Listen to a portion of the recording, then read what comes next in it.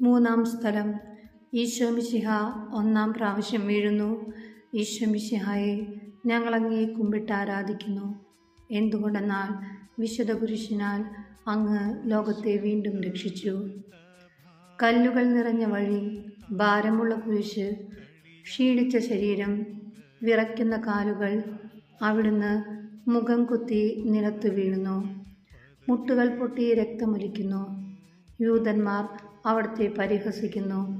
പട്ടാളക്കാർ അടിക്കുന്നു. ജനക്കൂട്ടം ആർപ്പ് വിളിക്കുന്നു. അവിടുന്ന് മിണ്ടുന്നില്ല. ഞാൻ സഞ്ചരിക്കുന്ന വഴികളിൽ അവർ എനിക്ക് കെണികൾ വെച്ചു. ഞാൻ വലത്തേക്ക് തിരിഞ്ഞു നോക്കി. എന്നെ അറിയുന്നവർ ആരുമില്ല. ഓടി ഒളിക്കുവാൻ ഇടമില്ല. എന്നെ രക്ഷിക്കാൻ ആളുമില്ല.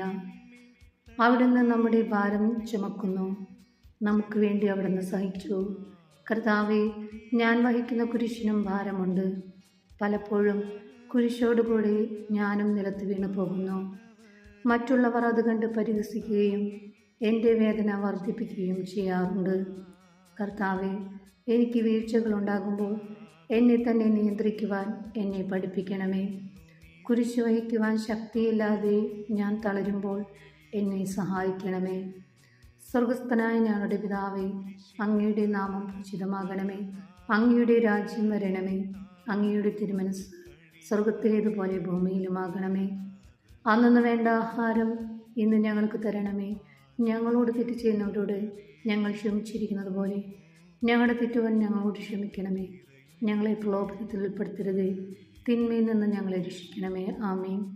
നന്മ നിറഞ്ഞ മറിയമേ, സ്വസ്തി, കർത്താവ് അങ്ങയോട് കൂടെ സ്ത്രീകളിൽ അങ്ങ് അനുഗ്രഹിക്കപ്പെട്ടവളാകുന്നു. അങ്ങയുടെ ഉദരത്തിൻ ഫലമായ ഈശോ അനുഗ്രഹിക്കപ്പെട്ടവനാകുന്നു. പരിശുദ്ധ മറിയമേ, തമ്പുരാൻ്റെ അമ്മേ, പാപികളായ ഞങ്ങൾക്ക് വേണ്ടി ഇപ്പോഴും ഞങ്ങളുടെ മരണസമയത്തും തമ്പുരാനോട് അപേക്ഷിക്കണമേ. ആമേൻ. കർത്താവെ അനുഗ്രഹിക്കണമേ. പരിശുദ്ധ ദേവമാതാവേ, ക്രൂശിതനായ കർത്താവിൻ്റെ തിരുമുറിവുകൾ എൻ്റെ ഹൃദയത്തിൽ പതിപ്പിച്ചുറപ്പിക്കണമേ.